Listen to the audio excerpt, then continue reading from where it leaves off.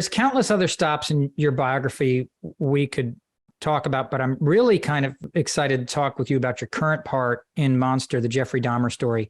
How did your casting for that part come about? I mean, did you have to audition for it, or did they seek you out for it specifically? I love it when I get sought out, but I had to audition for this. And to be honest, I don't audition well. And I think what happened at the end of the audition, they wanted a full body shot. So my manager, who is Jerry Pass, did that. And I said, if I'd known this, I would have worn a bra. And I hoisted my my boobs up, and he left it in. And I think it cracked everybody up at the audition. And sometimes it's that whimsical in this business that you made them laugh and get the part, because I'm sure many, many, many very good actors audition for it as well. I'm grateful that I got it. As they say in the biz, happy accidents, right? Yeah. So, did the dark nature of the overall story give you any hesitation, or did it intrigue you more as an actress? Well, we all love that dark side, but she wasn't a dark person. She was for me, it was a character, and then I think, are you sure it was a character? You're doing a character part, or is that really who you are? No, you've become that, except for the wig. I mean, I'm a grandmother. I adore my grandchildren. It was easy, and Peter Evans is such a nice person. It was easy to love him. And she was in total denial about what was really going on. I don't know how that could be. How can you be in denial about somebody chopping up people in your basement? I find that very hard to digest, but somehow she did. You've had some truly fantastic scenes with Evan Peters. What was it like working with him, especially given the type of characters you guys were both having to portray? He was so charming in our scenes together that it was just easy.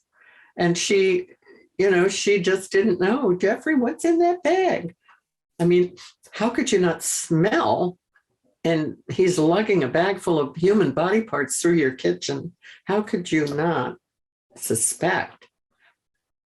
If it were me, Michael, and something like that was going on and I was getting a smell from the basement, I'd go down the stairs and find out what the hell it is. But for some reason she didn't. And I wonder sometimes if in the back of her mind, she had some sense of what was going on. I don't know. It just seems... Had you ever met him previously? Peter? Yeah. No, I had not. What was it like getting screamed at in so many scenes?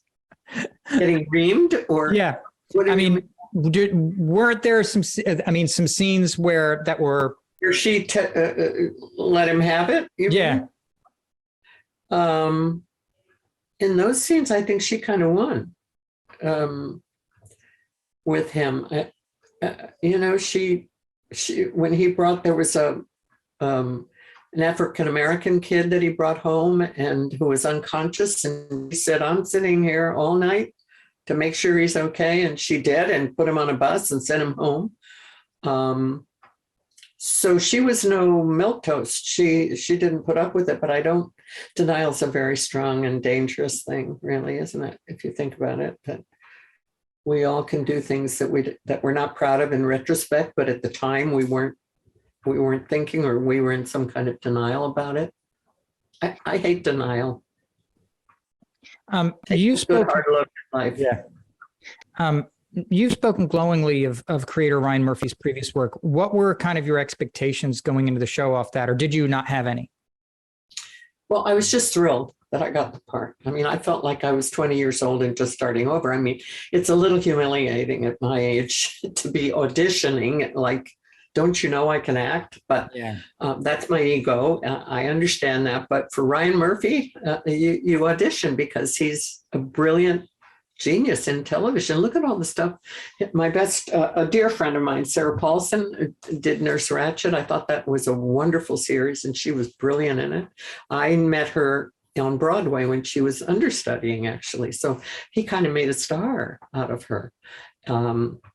she did another series as well, and she's a really great actress. But I think he takes chances with people. I think Peter Evans will now be a huge name, but he's not Sylvester Stallone. I mean, he's not that kind of a name, but he's deeply respected for his work and his creative abilities, I think. You mentioned an interesting point about, having to audition at your age and with your experience. And you've talked before about the difference between how studios and others treat age in the US versus, say, the UK, with the UK seemingly able to find roles for its matriarchs in ways the US doesn't. Why do you think that is, based on what you've experienced personally? Well, this is just my opinion or my guess, but we're a young country. We're a country that's in its adolescence, really.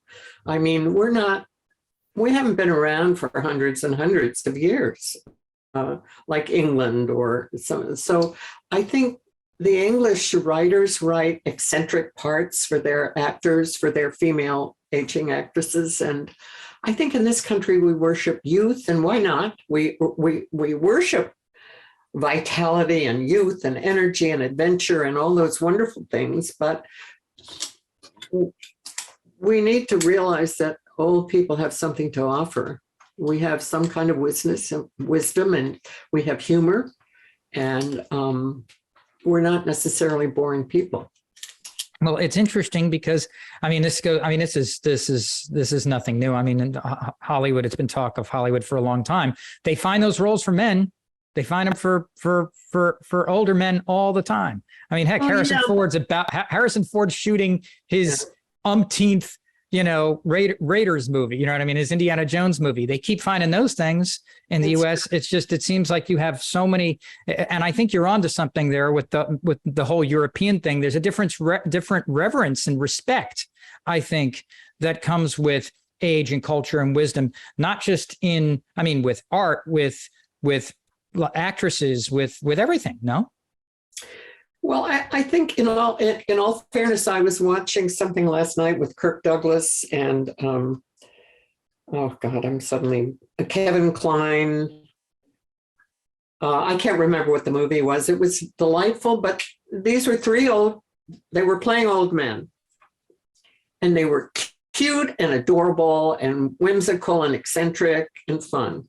Well, they don't write parts like that for older women. They don't write that for women. They write it for men. Men are cute when they're older, but women are old.